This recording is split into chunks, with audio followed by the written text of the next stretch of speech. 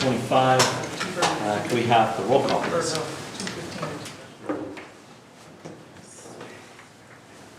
Councilmember Yonker. Is absent. Councilmember Berry. Present. Councilmember Goodman. Is absent. Councilmember Hagestad. Here. Councilmember Beard. Here. Vice Mayor Eustace. Here. Mayor Horsford. Present. Thank you very much. Workshop items 2A, presentation and discussion regarding the reassessment of development services process improvement effort from the contracted consultant, Buckeye LLC. And Mel, are you going to kick this off? Yes, sir. All right. Okay, good evening, Mayor and Council. Thank you for allowing us to present today. I'm Mel Gibson, the Assistant to the City Manager, and with me here tonight is Process Improvement Consultant Dr. Lisa Custer and the City's Continuous Improvement Manager, Jaime, who's behind me. And today we are not seeking policy direction. We are here to provide an update on the City's continuous improvement journey and the important work that has been accomplished in the City's development area. Our initial focus was in the development area due to the City's growth. However, we are well underway ensuring continuous improvement is established citywide. For those that are new to continuous improvement, it is an ongoing effort to enhance processes to better serve the public. Focusing on continuous improvement really allows staff to hear the voice of our customer, empower employees, and eliminate waste in processes while making sustainable change. In December of 2021, the City hired Lisa Custer to assess the City's development processes and provide suggested improvements. In March of 2022, Lisa presented those findings to the City Council.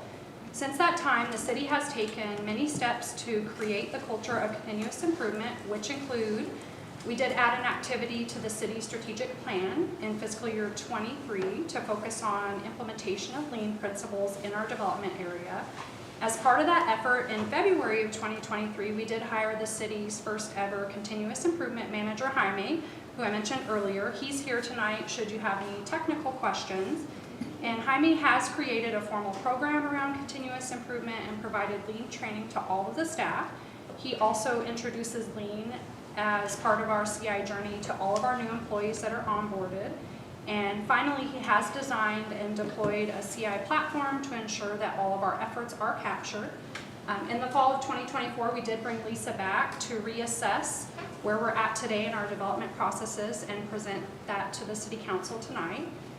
Thank you, Council, for supporting this effort. And without further ado, I would like to introduce Lisa to go over her reassessment project and her findings. Thank you, Mayor and Council. It has been a thrill to come back and get to see what was done in the last 3 years.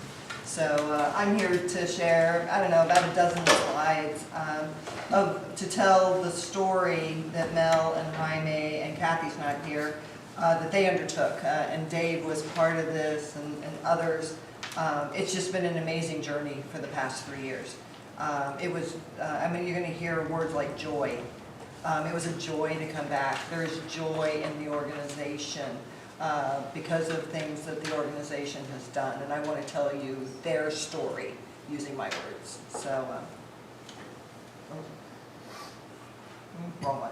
Okay, I'm going to give you some first impressions. Talk about the noticeable changes. So for over the 3-year period, what I really felt has changed and all for the good. And then talk about some opportunities. Still, the what's next, so where do we go? A little bit on how to get there, but through the maturity of the last 3 years, you guys, the organization owns their own destiny now. They have to set the journey. They have to set what those goalposts are. And it's really cool to get there. Couple of noticeable changes when I come back and first impressions. 3 years ago, Kathy was telling me about things like PAC meetings, starting to get people together, starting to look at development as a process that has internal employees and external customers / clients, and looking at the end-to-end and all of the different organizations that touched it. It was a big undertaking, and the improvement ideas that the teams had come up with to really tackle that. And then you add Jaime in, who he shared with me one of his process maps. It was probably the length of one of these walls, of the improvements and the efforts and the ideas that are starting to come, that are coming, not starting to come, that are free-flowing now from the organization itself. So one of the things, and the last part on this agenda, I'm going to steal your guys' word, is that limitless possibilities. So I had the opportunity to come in before I got to go and look at the process again. Came and spent a couple of hours, about a month ahead of time with Mel and Jaime, just to hear their point of view, hear their story about what they had been working on. And the joy started there. It was all positive. They shared with me their ideation tool, the tracking of the metrics, things that were going on. And one of the things, we pulled up the tool and started looking at it, and one of the things that I really enjoyed and really liked about the tool as they pulled it up is, as somebody enters something, they're asked a question in the entering process of what value from the city of Buckeye does this, if we made this change, or if we made this enhancement, if we fix this, what value does it align to? And it's that we're doing work to make our lives better and to make the city better. I mean, it's that continuum, it's that structure and connecting those dots. It's just not about me anymore or trying to make my job better. It's about making all of us better. And that just is it just opened my eyes. And when I saw that, I asked Jaime to send me the values that the city of Buckeye is using, and he did. And as I was walking around in November, it's like everybody has them on their wall, their little cube or their walls, and they're really living them. Now, whether or not they could tell you what they all are, but they're really, they've been embraced. They've been taken on. And that limitless possibilities, I think, is really cool, and I think that's something that you guys can own going forward. So, next one. First impressions. The only thing I had to say was wow. And there's a bunch around the wow part. Couple of things. The team has been really focused. Where do we need to go? What does our work look like from a macro level, from a micro level? Who in a process are the customers and the suppliers, and those may be internal. Who are the support staff? How do we get all of this in alignment? And the other piece of that is taking it outside and listening to the community. What does the community want? What does the community need? And how do we get to that what's next? Didn't get a chance this time to do a session with customers. I got to spend 4 hours with developers 3 years ago. Got an earful. Basically, why aren't you like AJ? Why aren't you flexible? Why aren't you doing these things? Why aren't you doing those things? Not hearing that anymore. I mean, you guys have made such improvements that the developers want to work with you because people want to come here and they want to work with this organization. But the wow was followed by the joy. And the joy came from the organization. It's the team pride. I would sit down with various people, various techs and data people and architects and supervisors and inspectors, and you could just hear them tell the story of their organization.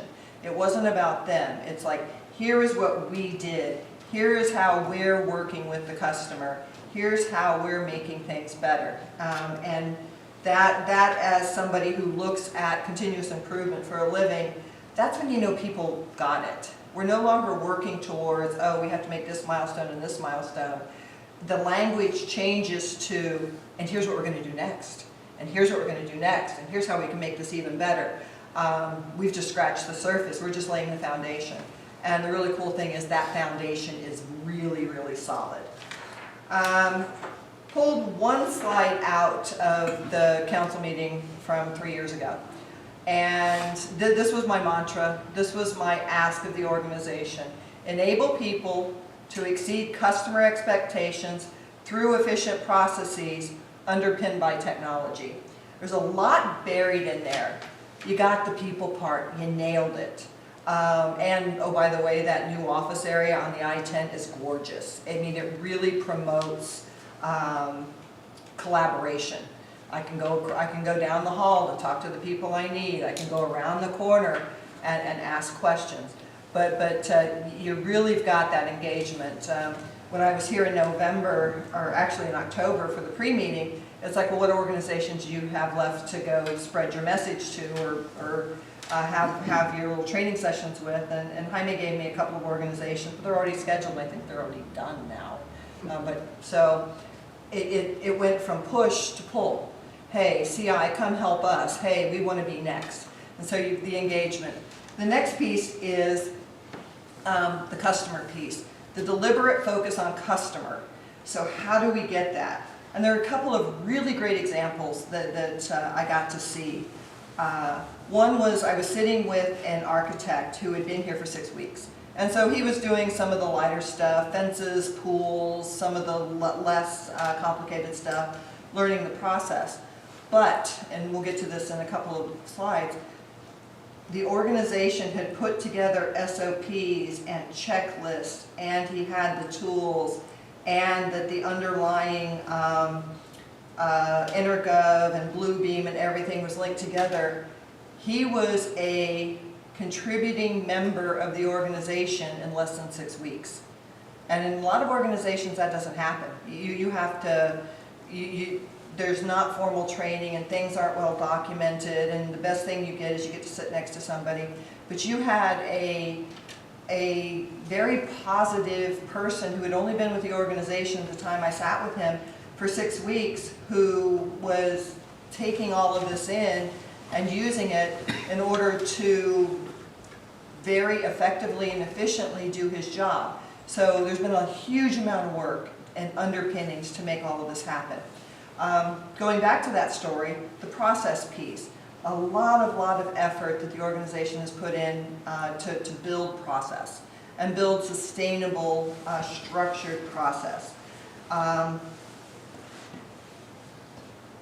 Most of that, or a lot of that, was done via the value stream mapping exercises, understanding who does what and when and why, and even shifting some of that work around to where it made sense. But then the next piece is documenting it, making it human readable, and then putting the checklist in place. And then the underpinned by technology. A lot of organizations flip it. Tech's going to solve our world. Not really. We have to use tech to make things better. But the thing is, going back 3 years, I got the question was, hey, was Intergov the right tool that we should have bought? And it's like, I'm not an ERP, MRP expert, I'm not an IT expert, but I've worked with lots of companies who have done things like Intergov and various ERP systems, MRP systems. And the answer is, take the tool and use it for what it's good at. A tool like that should be used for being one source of truth and one place of truth. Everything should be in there, everything should be referenced from there, and having that master data set. And that wasn't easy. There was a lot of naysayers. There was a lot of shadow processes going on because people in the organization didn't trust Intergov at the time. So they ran their whole SharePoint, and they kept copies of things on their desktop. And a lot of that is gone now. We're using the tool, not to what it's built for yet, but the tool now is enabling us to make things better. So we're using that underpinning of technology. And that was just a great thing to see.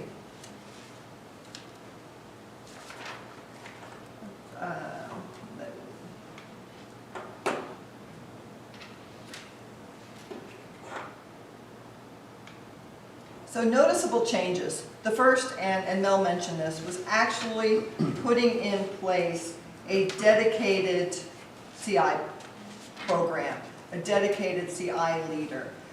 So now I've gotten to work with Jaime over the last 3 months, and Mel makes fun of this in a good way. It's like you and Jaime just start talking in this weird language.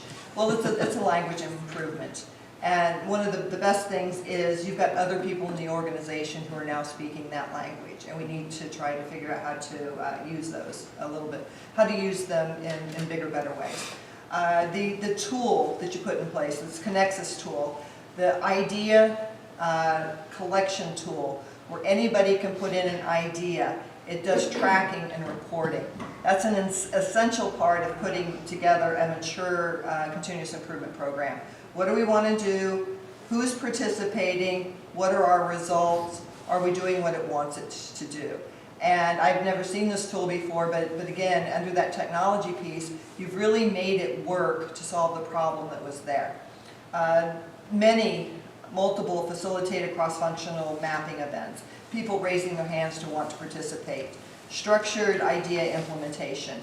That one's a little bit of a double-edged sword. You want it, but then you have to support it. And so we're going to talk about that in some of the opportunities coming up a little later on how do we support all of the ideas we've got coming in. Because you don't want to turn people off and go out and solicit their inputs and they go, that's nice. We'll get to it in 6, 9, 12 months, unless there's a really good reason why we can't do it for 12 months. So how do we build a little bit more infrastructure to do that? Again, I mentioned the alignment of ideas to the Buckeye City values. That was just cool, and that the people are living them. Tracking of who's been involved with events. One of the things we look at in kind of on that maturity index for continuous improvement programs is something called morale. And one of the surrogate metrics that we use for morale is participation. Sometimes there's a little bit of voluntold in the beginning, hey, we need you to go do this. But you guys are now at the point where there is very little voluntold and it's mostly volunteer. I raise my hand to go do this. I raise my hand to go put an idea in and to see it through and to bring a suggestion to the table. So getting that training across the organization, getting that participation in some of these mapping events across the organization, as well as getting the ideation and people comfortable with raising their hand with ideas is a huge part of knowing if you're on the right track, and you guys are. Another piece from Mel and Jaime is just the communication and the celebration of the results that have come out. The little snippets in the Buckeye newsletters.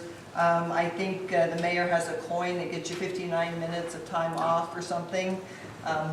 Those are cool. Not going to do me any good. No, pockets are empty today. But just little things. It's like, hey, we heard you. We thank you. You're making this place better. Let us do something back for you. And then the measurable results. And these are unvetted and a couple of months old, so I'm sure if we went back to the Connexus tool, Jaime could give me a little bit updated ideas. But there are 375-ish ideas that were in the tool in November. That's huge. If you look at that number divided by the number of people in the organization, great. 208 complete, which is also fantastic. That's a really good completion rate. Little issue is we've got about 160-ish, 170-ish in that delta, and a lot of them are IT projects, so we're going to get back to that. About $1 million saved. That's hard to track. But through productivity efforts and by stopping doing things that we didn't have to do and saving on resources, $1 million saved. That's amazing. And then this 2780 hours saved. It's about 1.4 full-time employees. So we've saved over a year about an employee and a half of work content, of checking something, of moving something, of typing something in, of inspecting something through leaning out our process. And I'm going to come back to that 0.4 employee. I've got an idea for that.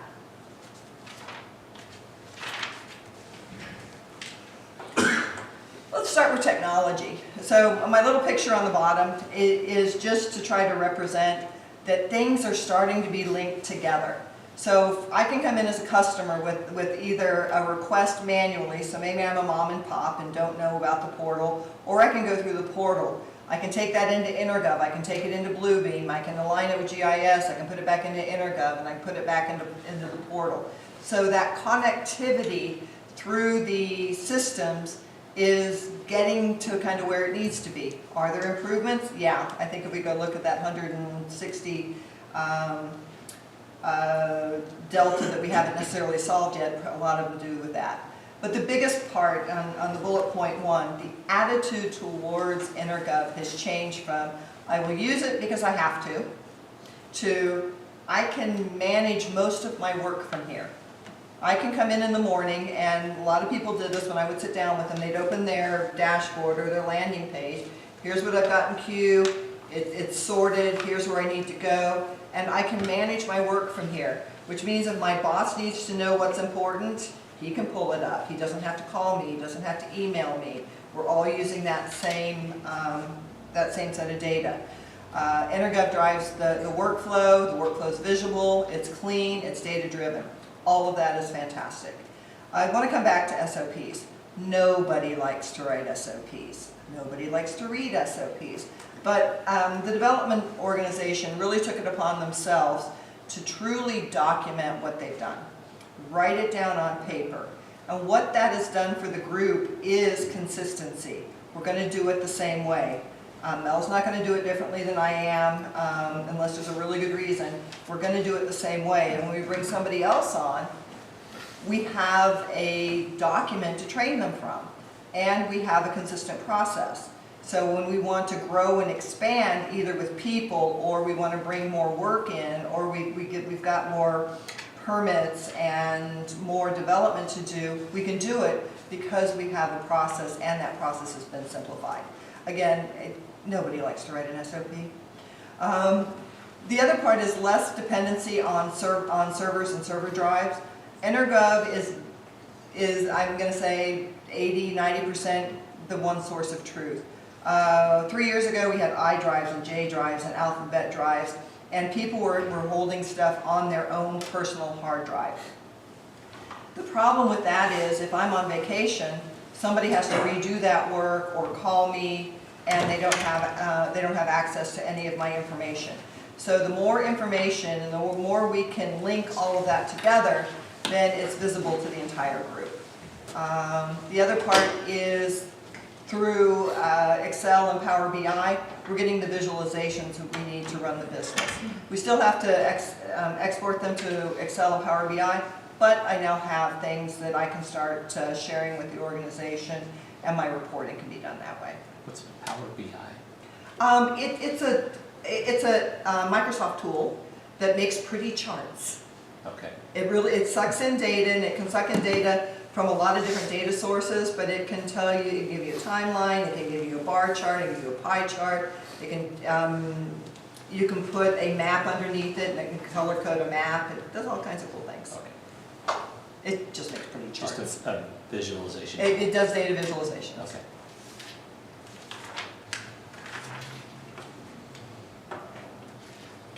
Process.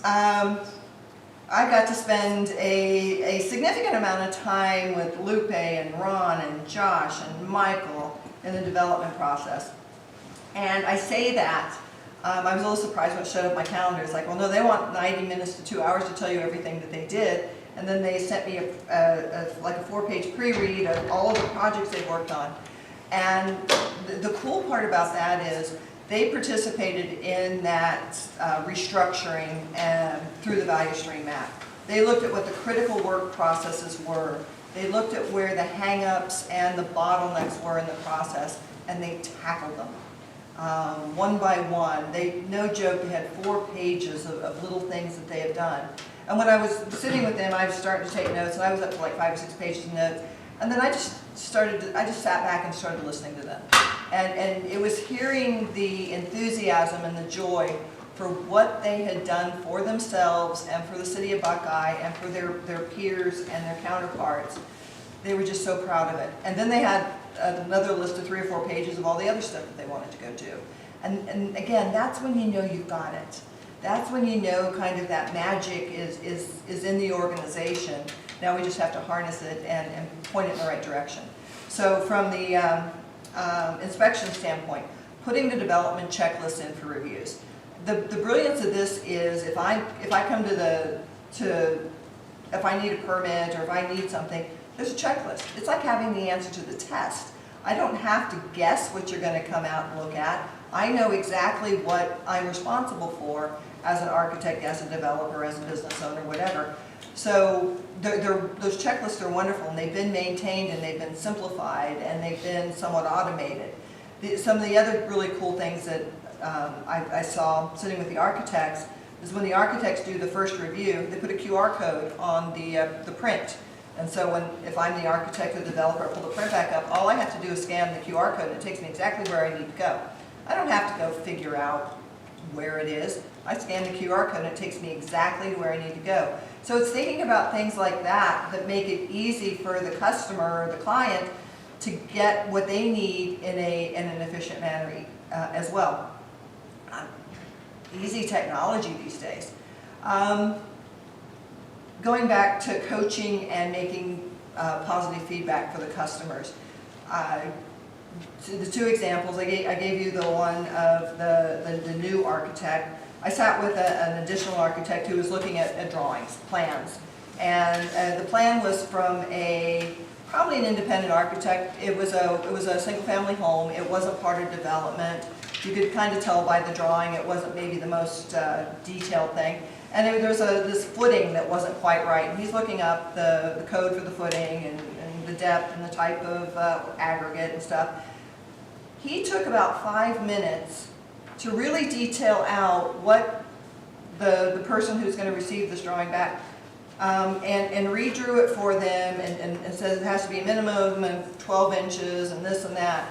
And while some people might look at that, well, why would you do that extra 5 or 7 minutes? But in the big picture, he saved at least one review in 2 weeks.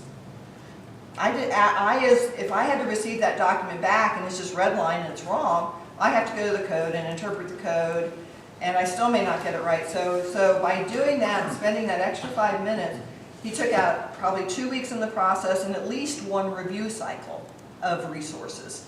So it's just that focus and trying to anticipate what the customer needs are going to be. And that was just really fun to watch. And the other part was dedicated use of technology. I got to spend a couple of hours doing virtual inspections. One was a grading of and it was a development. So we did this plan and then that plan and then the next plan. And then there were a couple of house inspections, final inspections.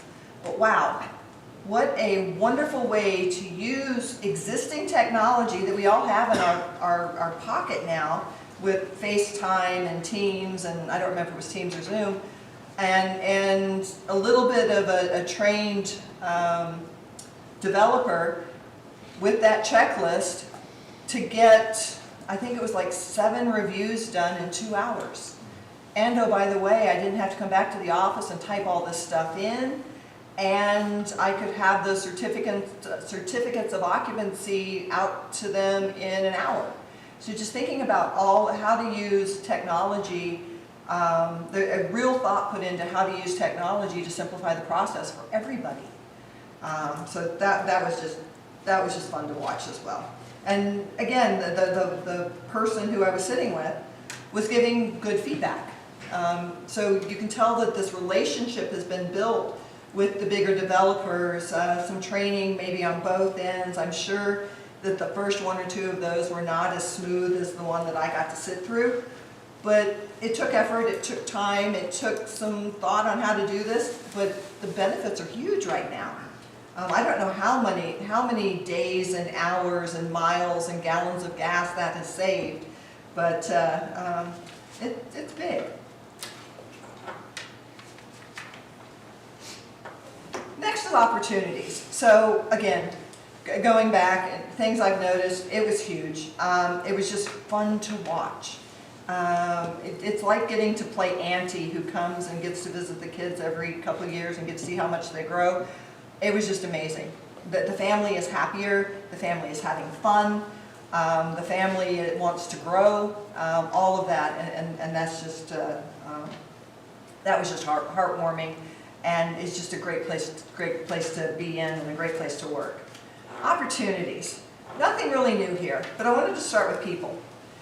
Continue to roll continuous improvement out to all the adjacent departments. None of the departments live in their own little silo. Yeah, you all have your own little processes, but you really do work together to make everything run. And I know Jaime and Mel have gotten that done, but starting to get their projects underway and I'm sure there's some value stream mapping sessions probably planned for some of those organizations so they can put together maybe what some of their key improvement areas are. Keeping track of those idea submissions by person, by department. Again, it's that good surrogate for employee morale. Are people listening? Are they contributing? Here's what I want to do with that point 4 of person saved. Build facilitator skills, possibly Greenbelt skills, in a couple of key people. So there, I got to meet a couple of folks, Lupe and Michael in particular, but even the development techs that I met and things. You've got an amazing group of folks out there that let's train them up to be junior high mace. We don't need full-blown high mace yet, but maybe a couple of junior high One mace. is enough. One may be enough. But there's a couple of folks out there. What if, and I'm just going to propose this, and you guys need to think about this, and it kind of, the math was kind of interesting. What if we could pick 2 people and give them 1 day a week, so that's 20% plus doubled, it's kind of that 40%, and give them 1 day a week where they could be junior high mace. They could go run local value stream sessions.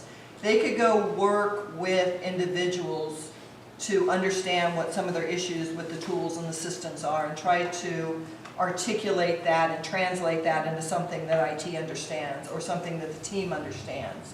But you're kind of at that step now. Again, one of the maturity things that we look at in continuous improvement is, are you self-sustaining?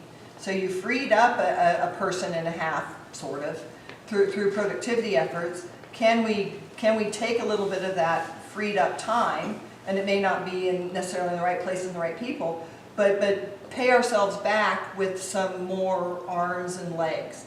Help us really look at how do we get close that gap on that 150 ideas over things that we've completed.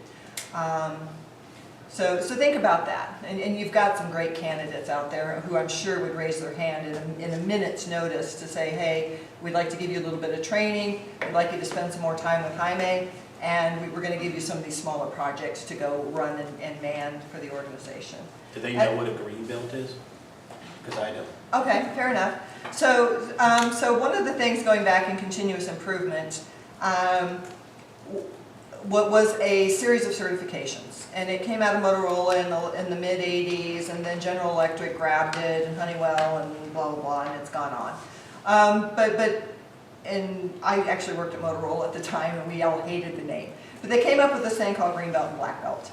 And basically what it is continuous improvement efforts. Typically a black belt is like a full-time continuous improvement person who works doing exactly what Jaime does, running an organization or working with an organization to identify gaps, help people understand how to get better. So a lot of times it has a training element to it, but it has a lot of execution. A green belt is just kind of a junior level of that. They're not full-time, they're typically part-time. Maybe their toolbox is not as wide and deep, but their certifications, Jaime could train somebody how to do that. And, Okay. but Thank you. no, good question. Great question. But go find a couple of folks who would love to give up a Tuesday to go help Jaime. And then the other part is just continue to recognize people and teams. So there's the individual, but recognize the teams and the departments who have really looked at everything and made structural changes and made things better for lots of people. Customer, continue to expand the portal. I'm not going to say what direction to expand it, but that portal is huge. The less you guys type and the more that the customers put in their own information, just kind of the better everything is. A couple of things. They take ownership for it. With your checklists and everything, we ought to be able to make it simple. But kind of think about that what's that next phase of the portal? Is it small business? Is it multi-family dwellings? I don't have an opinion. but kind of think about what are some of those next things that we could expand to let the customer do for themselves, kind of a self-help. And then building on the virtual inspection, how can we train our customers, and train may be a heavy word, to make the processes work for them? So you're going to have your newbie customer-ish person, so maybe there's some frequently asked questions, there's instructions, maybe there's some little video clips on how to use things, and then you've got your developers and the folks you're building the relationships with. Obviously, to get to that level of being able to do the virtual inspection, there was training involved. So what are some next things that we can think about bringing the customers in and training them to be better at this process as well? Process, extend all of the mapping and the improvement ideation, and again, since I presented this, it's done. But the next piece is considering including customers in some of these activities. How do we expand some of this to customers? Can we bring them in to some of our workshops that are facilitated by Jaime and maybe Jaime Jr. to be able to see where they want to be in 5, 10, 20 years, and so we can align with them. I know you guys do that at various levels, but there might be some process stuff, so some tangible process stuff that they might be able to come in and give us some feedback on and be part of the process. I think I heard somebody say APS might raise their hand for that. And if they don't, I know the head of the CI department at APS would probably raise his hand. But I think you guys had brought it up by yourselves. Advance the removal of redundant processes. So this one's a little bit, on a scale from 1 to 10, you went from a 4 to an 8 or a 9. But there's still some internal emails that are a little bit more CYA or gratuitous. The system should be able to cover all that. Well, I sent an email to the directors just in case somebody calls, he knows it's there. But realistically, we need to wean ourselves from that. I sent an email to to let them know that this is coming, and it's like all of that work and all of that data should be in the big system. Continue to streamline the workflows, and then the next one is develop a personalized landing page. So one of the things that we ought to be able to do in a work management system like Intergov is if I do pools, I ought to be able to come in and have a landing page. If I do permits, my landing page may look different. All of the data is the same, all of the polls and pictures and everything is the same, but making that work for me. Here are the 3, sometimes they're called tiles, sometimes they're called work elements, but what work elements do I play in? And here's my example in permits, is every time I do a permit, I've sat and watched this a couple times, I have to go 7 clicks in to get a piece of data that I need. Can I develop a customized landing page such that whatever that 7th screen was is on top? I mean, I think about it as kind of cards in a deck or papers. Can I have the information I need to do my job such that all the information I need is on page 1 or 2? I don't have to go to page 6 or 7. And it's going to take some thought and some IT support to do that.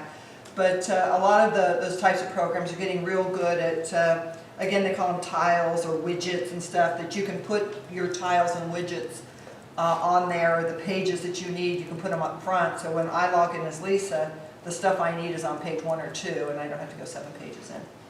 And then just the sustainment and development of checklists, keeping them current with the new regulations. And I know Mike and his team love those checklists because it saves them a lot of time. It's a great way to train the customers. We just need to make sure that they're continued to be updated and stay current. Technology.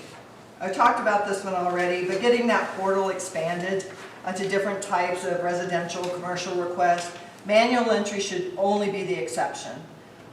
Yes, we're here to help you. Yes, we would be happy to sit with you and teach you how to do this, but that's the exception. Most people are becoming fairly adept at banking online and shopping online and asking questions and all of that. There's my permitting is still 7 steps in. Automatic notice, here was the one. I always leave an interview with the question, if you had a magic wand, what one thing would you want to do? And I got this one from about 5 people. Automatic notification of uploads by customer. So when the customer goes in and puts an updated document or an additional document in,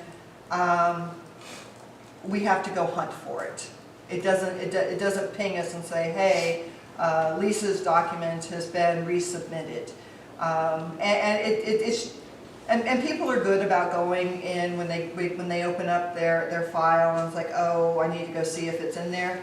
But there have been several incidents where we forgot to check and it was sitting out there for 10 days and we get a call and we didn't know it was there. So don't know how technically to do this, but this was on multiple wish lists and just wanted to bring it up.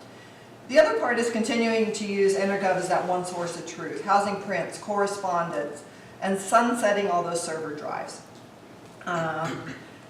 But then taking it to the next level. So when I talked to Ron, I guess recently he had been out to, I don't know if it was virtual or if it was in person, to an EnerGov conference, or maybe it was a conference in which EnerGov was presenting.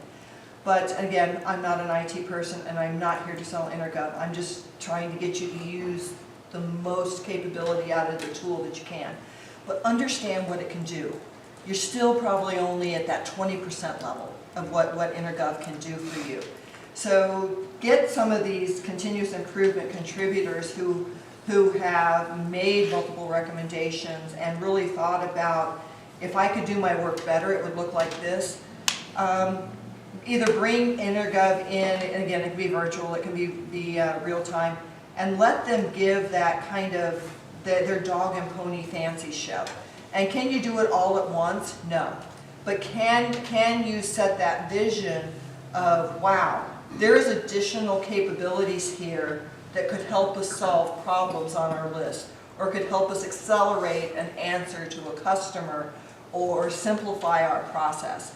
And it's just part of that dreaming process. It's reading that really cool book and go, ooh, I'd really like to live in a castle. But it's, what does that castle look like and what are those capabilities? And then frame it up. Again, every module all at once, no, things like that don't work. But what's the step-by-step plan? What would we like to do in the next year? What would we like to do in 5 years? And does EnerGov have capabilities that would help us do that? Because they might have a lot of stuff on the shelf that we just don't even know about, and that could utilize our data in ways that we haven't even really thought about. So that's my plug for honestly just using the system, whether or not it was EnerGov or not. Last one is limitless possibilities. So let's look at the arrows first. And this is really where this is the journey that I've seen over the last 3 years.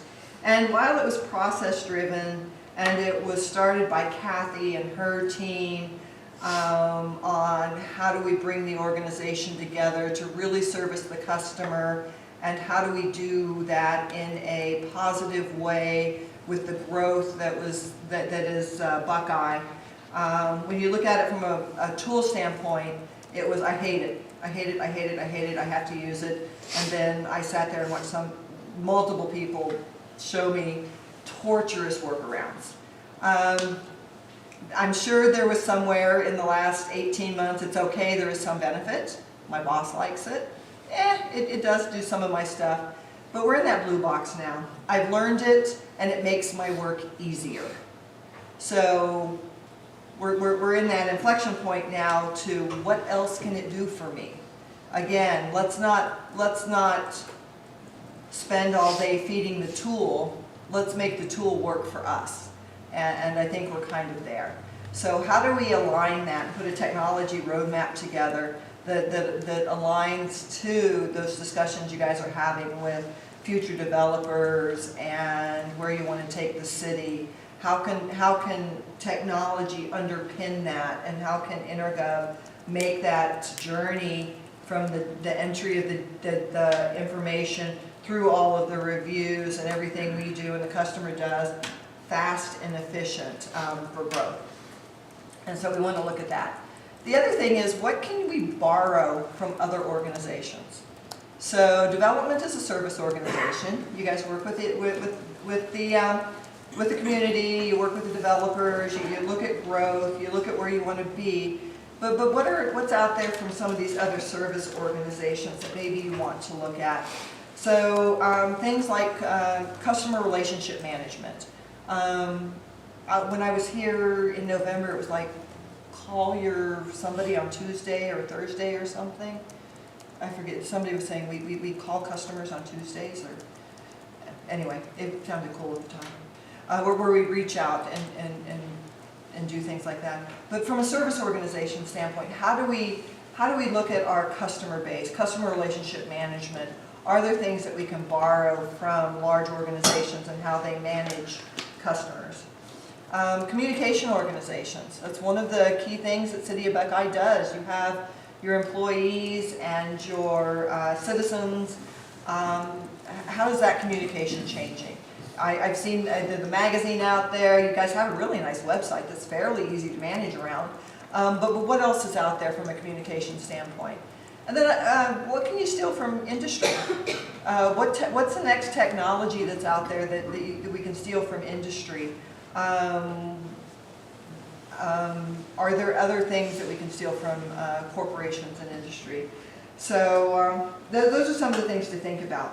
One of the things that I like to do if I'm doing an innovation workshop, for example, for service, is who is best at delivering things. And most people will now say Amazon. It used to be LL Bean, if you go back prior to Amazon. So we go back about 20 years.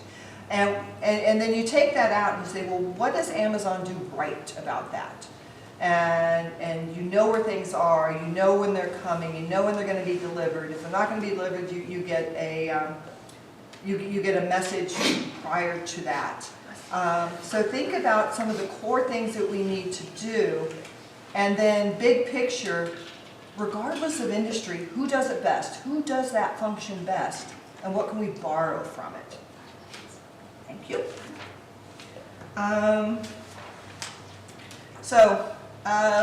Kind of what's in the future. I did my own. Imagine the future.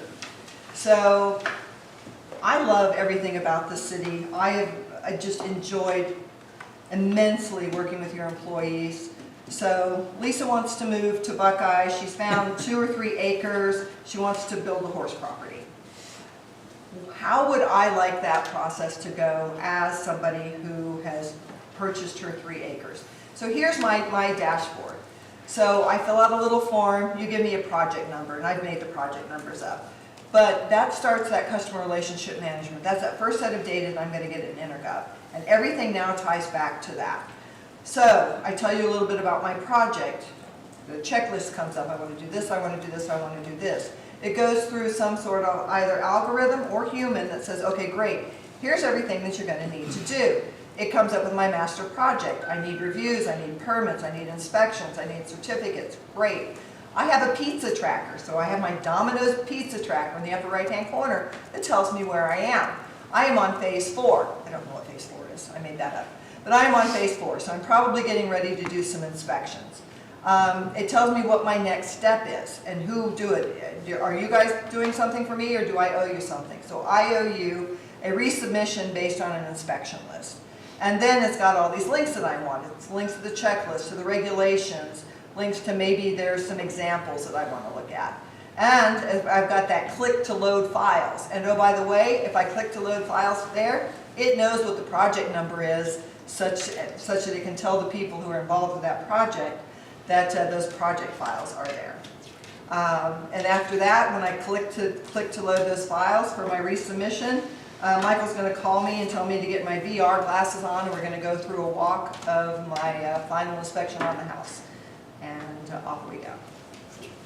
So I got to meet with a bunch of wonderful people. This is most of them. They were gracious. They were joyous. They enjoyed what they did. They embraced the customer aspects, and they all have great ideas on where to go forward. We just need to capture them. Questions? And Mr. Mayor, I'd just like to thank Lisa so much for kicking us off with this whole journey for Jaime for everything he has done to keep it going, and especially to Brian and his team, were our guinea pigs on this first part of this process. When we talked about those measurable metrics, the saving $1 million, saving 1.5 FTE, I mean, that's just the start. It's going to really increase over the next couple of years exponentially.